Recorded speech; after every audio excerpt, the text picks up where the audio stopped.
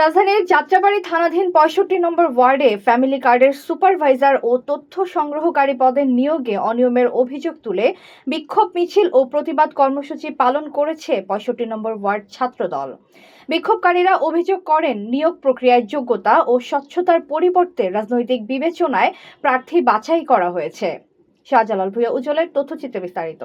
তাদের দাবি, নিয়োগে জামাত, এনসিপি ও আওয়ামী লীগের সঙ্গে সংশ্লিষ্ট ব্যক্তিদের প্রাধান্য দেওয়া হয়েছে এবং ছাত্রদলের যোগ্য প্রার্থীদের কাউকেই নিয়োগ দেওয়া হয়নি। এ সময় আন্দোলনকারীরা দুর্নীতি নয়, যোগ্যতার ভিত্তিতে নিয়োগ চাই স্লোগান দেন। তারা নিয়োগ প্রক্রিয়া পুনরায় যাচাই বাছাই করে প্রকৃত যোগ্য প্রার্থীদের নিয়োগ নিশ্চিত করার দাবি জানান।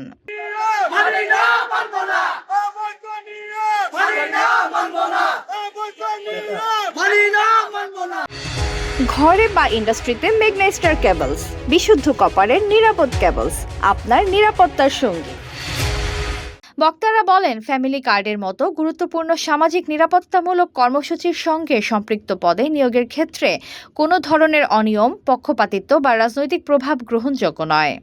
তারা অবিলম্বে অভিযোগ তদন্ত করে স্বচ্ছ ও ন্যায়সঙ্গত প্রক্রিয়ায় নিয়োগ সম্পন্ন করার আহ্বান জানান।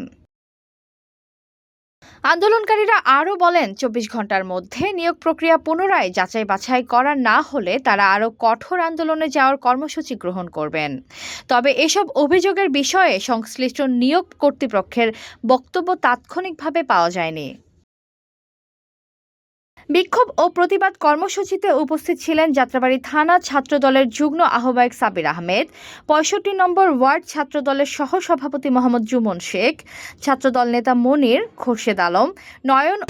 HPL uPVC pipe and fittings, শক্ত, মজবুত ও দীর্ঘস্থায়ী, এক পাইপে জীবন পার। ও শামীম, ৬৫ নম্বর ওয়ার্ড মৎস্যজীবী দলের সভাপতি হাসান আহমেদ লিটন এবং সিনিয়র সহসভাপতি ফারুক সহ স্থানীয় নেতাকর্মীরা। আমরা যেহেতু প্রত্যেকটা ঘরে ঘরে গিয়েছি এবং নারীদের আমরা প্রতিশ্রুতি দিয়েছি, সেহেতু আমি বলতে চাই, এই ফ্যামিলি কার্ডের তথ্য সংগ্রহকারীর দায়িত্ব আমাদের ছাত্রদল, যুবদল তথা বিএনপি অঙ্গ সংগঠনের লোকদের প্রায়োরিটি সবার আগে। প্রায়োরিটি পাইছে জামায়াত, শিবির, এনসিপি এবং ছাত্রলীগ। এই ঘটনার দায়, আজকের এই যে ঘটনাটা, এটার দায়ভার আমাদের দেশের প্রধানমন্ত্রী, আমাদের মন্ত্রী অথবা প্রতিমন্ত্রীর নয়।